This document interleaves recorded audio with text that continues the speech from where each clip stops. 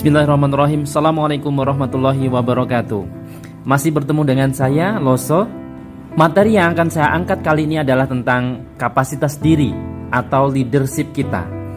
Teman-teman semuanya, masalah utama dalam bisnis, kata guru saya, adalah leadership, yang prosentasenya mencapai 80%. Apa itu leadership?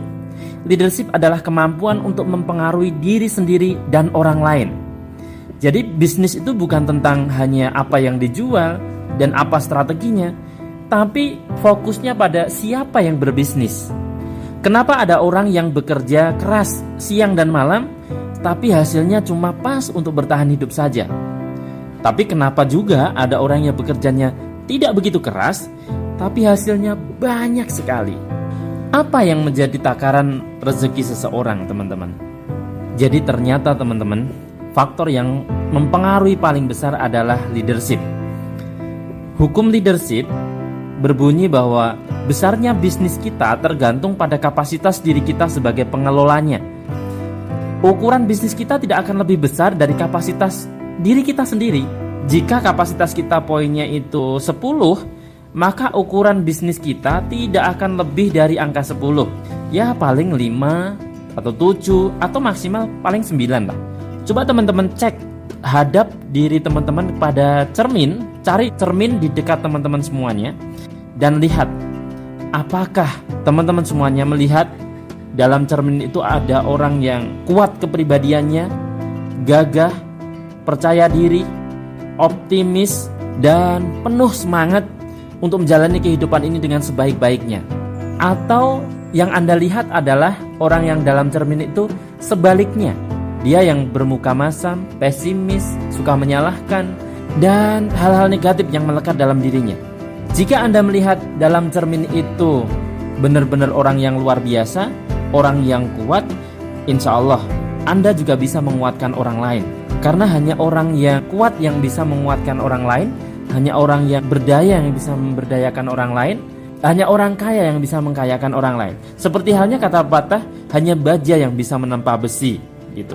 Jadi teman-teman yang saat ini mengalami persoalan, omsetnya turun, pegawainya yang susah diatur, karyawannya yang keluar masuk, keuangan yang tercampur aduk dengan uang pribadi, dan banyak keadaan bisnis yang terjadi masalahnya. Saya melihat semua orang itu ingin memperbaiki keadaannya dengan segera, tapi tidak memulainya dengan memperbaiki dirinya sendiri.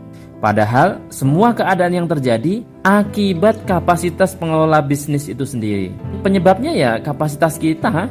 Insya Allah kalau kita perbaiki kapasitas kita, bisnis kita pun akan jauh lebih baik. Saya ingat betul nasihat yang diberikan kepada saya, semuanya itu tentang kita, bukan bisnisnya. Maka saya harus fokus memperbaiki diri saya sendiri terus menerus. Dan pada akhirnya nanti bisnis, kehidupan itu seiring menjadi lebih baik. Dengan baiknya dengan kapasitas kita yang terus membaik.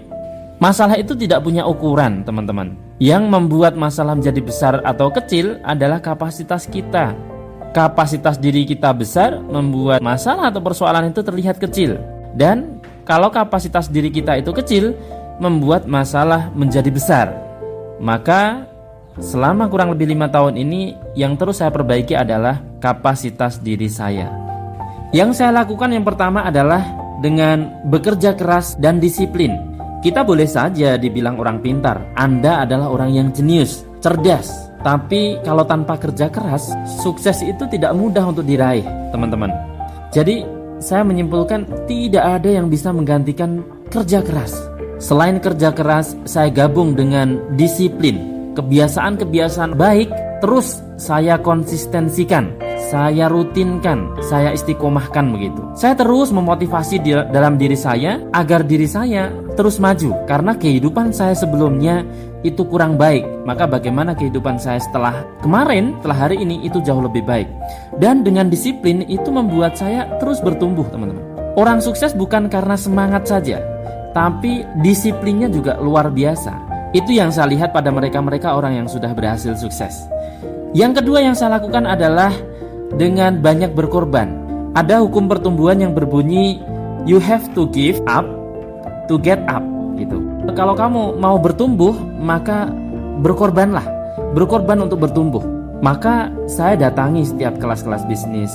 Saya keluar tenaga, uang, biaya, perasaan, bahkan pikiran. Kalau dihitung dari 2019, 2018 sampai dengan sekarang, mungkin sudah puluhan bahkan adalah ratusan juta yang sudah dikeluarkan untuk pertumbuhan diri kami pribadi.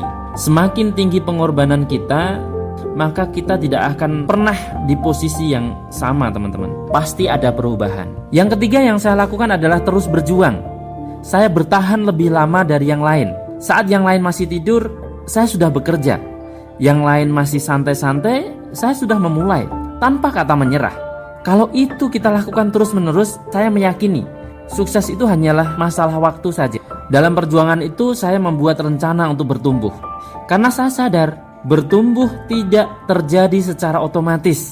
Satu-satunya yang bertambah secara otomatis itu umur kita bertambah terus gitu. Waktu kita berkurang terus. Satu-satunya hal yang akan terjadi secara otomatis ya kematian. Saya ingat ingin disampaikan oleh guru saya untuk bisa kamu perjuangkan. Yang pertama, tentukan bidang dan kita mulai berjalan. Bidang apa yang akan kita tekuni dan jalankan gitu. Temukan komunitas yang bisa membantu kamu. Value apa yang akan kamu kuasai sampai kamu expert. Dan kenyamanan apa yang harus kamu hilangkan. Lalu kembangkan sistem atau buat agenda untuk bertumbuh. Rumus pertumbuhan itu hanya ada dua 2A. Yang pertama anggarkan, yang kedua agendakan. Dan saya terus menganggarkan dan mengagendakannya.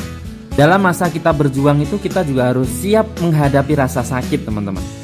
Teman-teman ingat gak, pertumbuhan gigi teman-teman aja yang mau bertumbuh itu pernah mengalami rasa sakit kan? Rasa sakitnya belajar itu lebih baik daripada sakitnya karena gak ada orderan. Yang saat ini sedang merasakan sakitnya karena berjuang, insya Allah kesuksesan tinggal sebentar lagi. Yang keempat saya lakukan semua hal itu dengan passion. Karena hal-hal besar dalam hidup ini hanya bisa dikerjakan dan diselesaikan dengan kita mencintainya. Lanjut, saya pupuk diri saya untuk senantiasa bersabar. Karena sukses itu kan butuh proses ya. Maka saya butuhkan kesabaran dalam diri saya. Bukan berarti menunggu, tapi ya sabar itu terus melakukan dengan yang terbaik, dengan mode terbaik kita. Yakin pada akhirnya kita akan pasti sukses gitu. Yang terakhir, saya terus membangun diri saya untuk percaya diri. 2019 saya membuat status ketika saya masih berjualan di pasar, jangan khawatir tentang apa yang orang lain katakan tentang saya, tapi saya khawatir dengan apa yang saya katakan tentang diri saya sendiri gitu. Jadi percaya diri ini salah satunya juga untuk memotivasi saya untuk melakukan, memikirkan, menindaklanjuti dari pikiran-pikiran positif. Tidak sedikit pun saya izinkan pikiran saya berpikir negatif. Saya juga tidak pernah membandingkan diri saya dengan orang lain karena saya perbandingannya adalah diri saya yang kemarin dan yang sekarang harus lebih baik daripada yang kemarin. Dan hari esok saya ingin lebih baik daripada sekarang. Dan kalau kita sudah memperbaiki semuanya, tolong dicatat. Ada orang yang katanya sudah melakukan semuanya tapi belum juga sukses.